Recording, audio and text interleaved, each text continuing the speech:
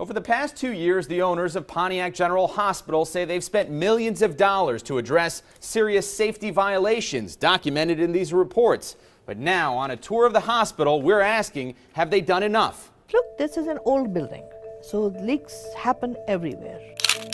These cell phone pics shared with me by an Action News viewer.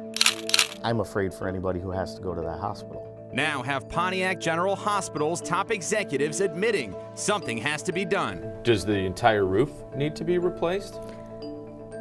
The roof needs to be replaced at some point soon. Acting on our viewer's tip, we started digging into the history of Oakland County's first hospital that opened in 1910. This week marks 2 years since new investors took over the formerly bankrupt facility that continues to show its age. I'd like to show you some of what we found. We showed Chief Operating Officer Priyam Sharma photos of extensive roof leaks, water damage in the ceiling, stained carpet, even buckets catching water. When you see buckets collecting water, isn't that alarming to you? It is not alarming. Why? Why should it be alarming? That's not where patients are put in. Priyam and her staff took us on a tour, pointing out the daunting task of breathing new life into a hospital that still doesn't have an ER. There's an expansion joint that runs the length of this floor here. Despite major repairs on several floors, only 45 beds out of 336 are being used. Only 2 out of 9 operating rooms are functional. And what about the elevators? Look closely. There's no sign of any inspection posted inside. Have they all been inspected? Yes. Can you tell us when the last time the elevators were checked? I don't know the dates, but we are current on all the certifications.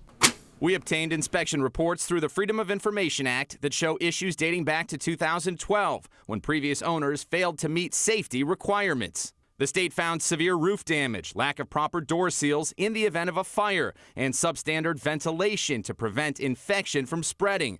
But as recently as March, investigators were back, following up on new complaints. It turned my stomach. Ed Zadarak snapped these photos and contacted the Department of Health and Human Services. He says he was concerned about possible mold leading to respiratory issues. In their urgent care area, I walked around the one corner and there was a large tarp attached to the ceiling and a hose running across the room. We saw the same tarp touring around the corner from patients in urgent care.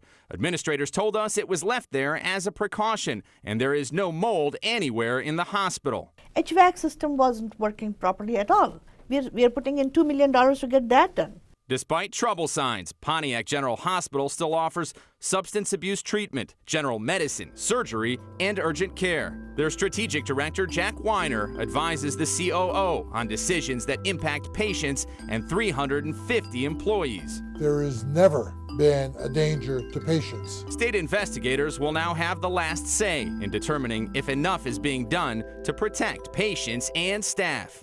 Hospital administration says they plan to have the entire facility open to patients in the next couple of years, and they promise to conduct business here in the safest possible manner. We'll stay on top of this to make sure it happens. Simon Shaquette, 7 Action News.